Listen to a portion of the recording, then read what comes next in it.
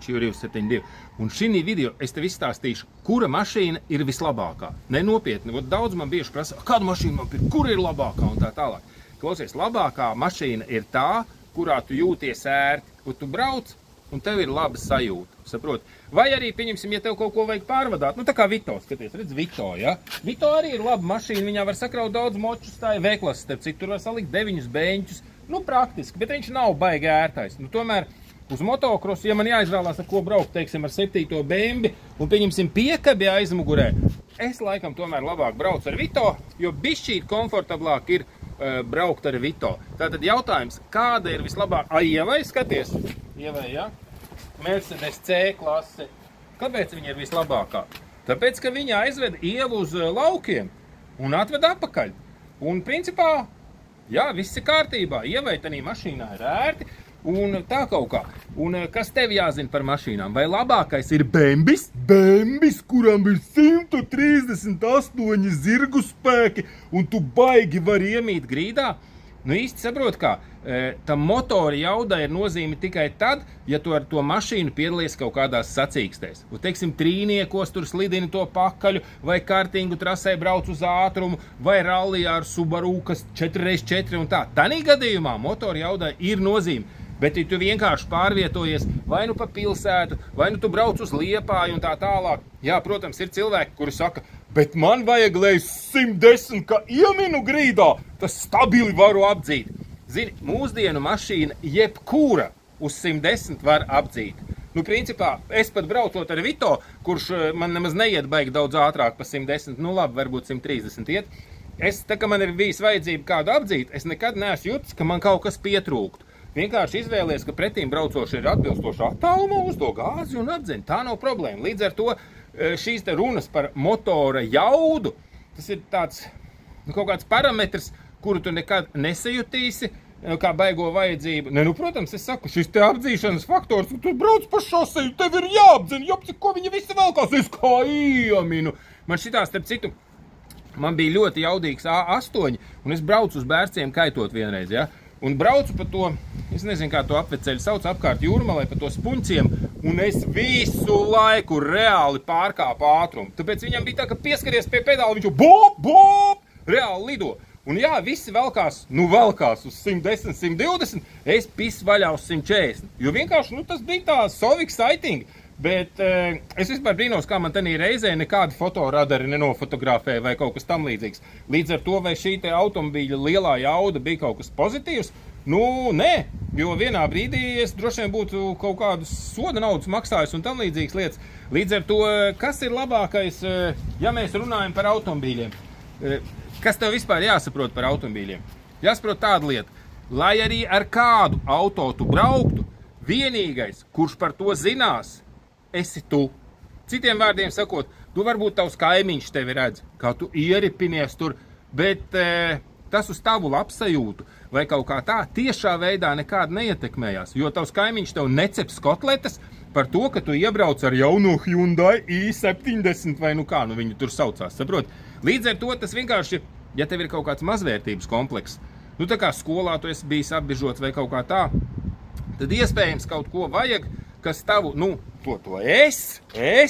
viņš padarīt lielāku.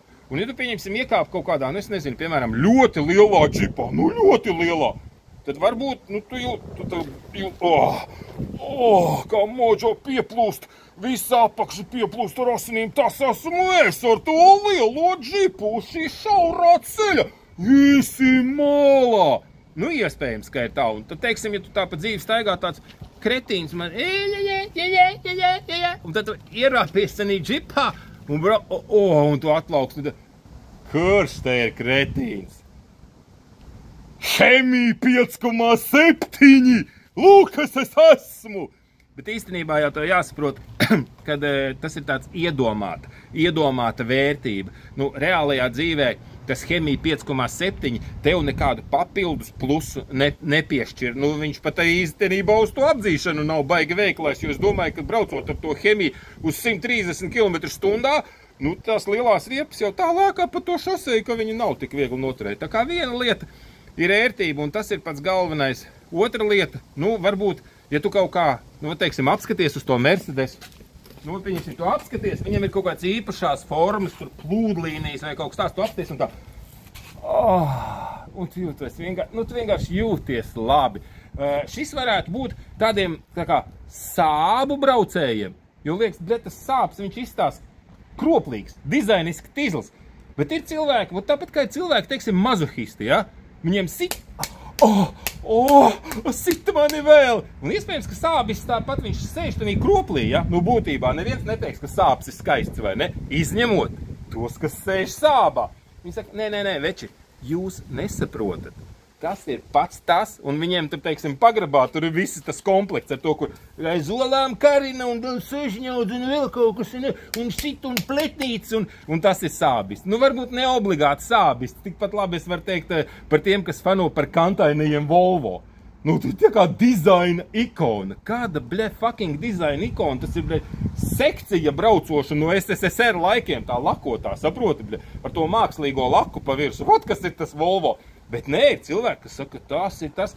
Un saproti, tad, kad tu nonāc kaut kādā šādā te kopienā vai komunā, kur ir tieši šitie sābisti, vai tie vulvisti, vai audisti, vai bembisti, vai vienalga kas, un viņi droši vien kaut kādā veidā tevi pārliecina, kad ir svarīgi, lai tev būtu E36 ar M-lūpu, vai sliekšņiem, vai melnajiem griestiem. Es kaut kad šito man viens saka, melns uz melnu. Es saku, ko tas nozīmē? Nu, ka ķipa griesti melni.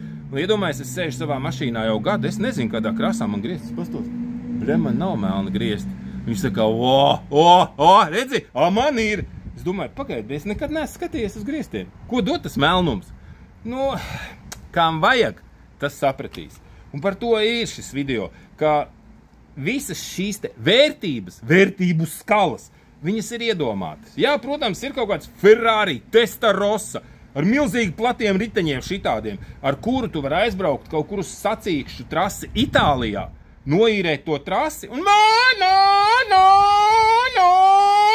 380 km/h braukt gandrīz vai tādā pašā ātrumā, kā es nezinu, Senna, saproti? Un tad tu vari izjust tās izjūtas. Vai tu vari aizbraukt ar to savu superkāru uz Nürburgringu Vācijā, un tur reāli tu vari braukt trasē, nu, milzīgā ātrumā, ar milzīgu risku nosisties.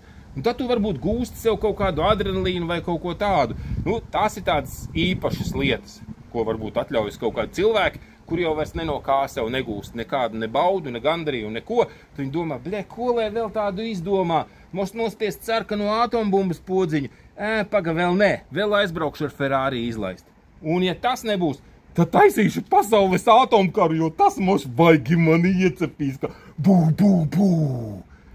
Tas arī viss, kas tev jāzina par autiņiem. Davai, peace!